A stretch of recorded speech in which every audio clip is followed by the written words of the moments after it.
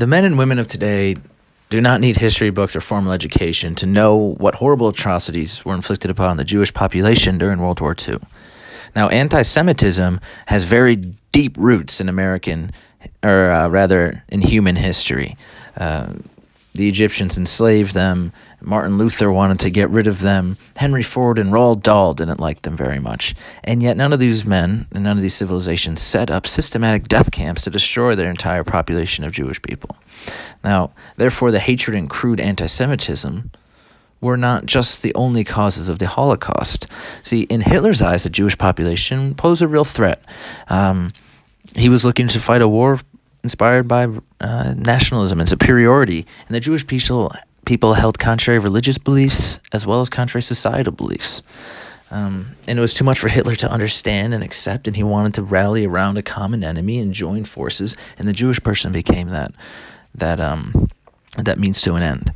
Now, it's also interesting to look at the laws and legislation that was created under this time period, because it has a lot of mirroring and a lot of influence taken from the American South, specifically the segregation laws and the way that we use propaganda and other tools to fight to inflict upon some cruelty and separation of the African American community.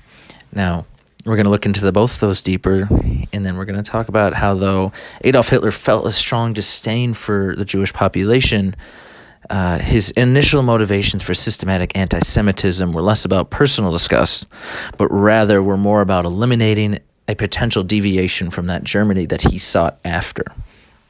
Right?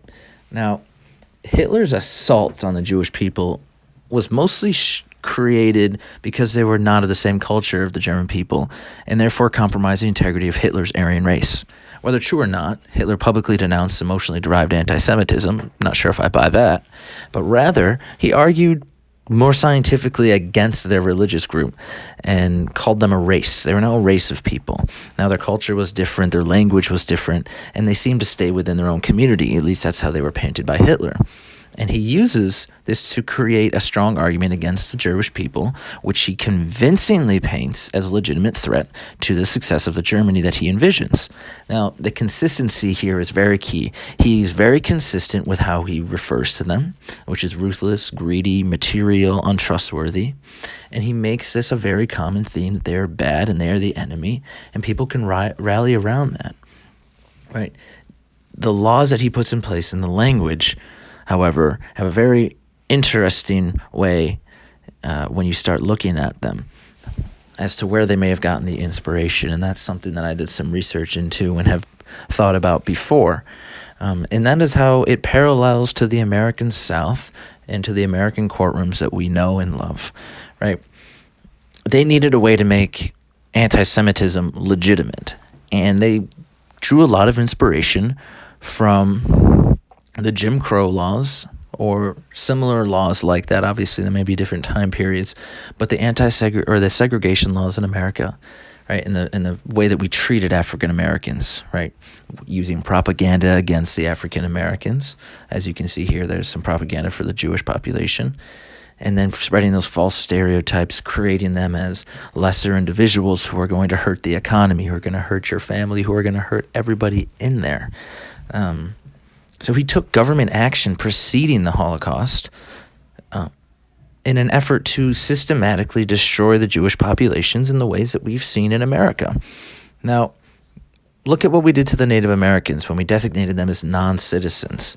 Well, a couple years later, a couple decades later, Hitler then designates the Jewish community as non-citizens. That was a direct influence as to what we did. Now, we were widely banning interracial marriages between African American people and white people in the communities that we lived in the United States. Germany adapted that since they considered Jewish people to be a race. They said no interracial marriage as well, right? Those are two very, very one-to-one laws that were taken away from that, all under the Nuremberg laws. Now, they were designating these people as non-citizens. They were making them completely removed from society, and then they had that extra component where they were separating them, putting them in their own communities. And it's these things that if you say it on a very vague basis, you would not be able to differentiate between whether or not I was talking about 1930s Germany or if I was talking about post-Civil War Mississippi or if I was talking about early 19th century South Carolina. So that is very interesting and has, done a lot of research into say that, yeah, they did look at those documents and that is where a lot of it came from. Now, obviously, there's nowhere in American history where we lined up millions and millions of African Americans and killed them. The final solution, that is all Germany. But the laws in the legislature which led up to that, which allowed them to legally and legitimately remove them from society, is very much rooted in some of the American history that we see. And therefore, to say that American legislature doesn't have any impact on the racial discriminatory laws practiced under Nazi Germany would be a bit ignorant of you. I'm not saying it's a direct correlation, but those laws were out there and they were free to the public and they were free to go be seen, and there's evidence that they have at least looked at that and drew some of their inspiration from our own courtrooms, which is a bit unfortunate if you ask me, but what can you do?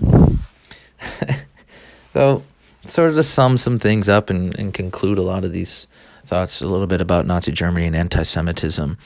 The world was just recovering from World War II, or World War I, rather, and we were already starting to see what was about to happen in World War II. It was beginning already as Hitler begins to have his unique obsession for racial purity and his over-the-top view of what it means to be a German nationalist. And his hatred really is nothing out of the ordinary. People exhibit that sort of knack for cruelty all the time, but what is truly interesting and what is truly never going to be fully understood by any historian is just how influential he was over an entire nation. And, the Holocaust is never going to be understood, as I said, because we're never going to be able to see into everybody's heads and understand how such great horror was able to manifest itself on a global and grand scale, an entire country taken over by the words of a madman. So that's what I got. Thank you. Bye.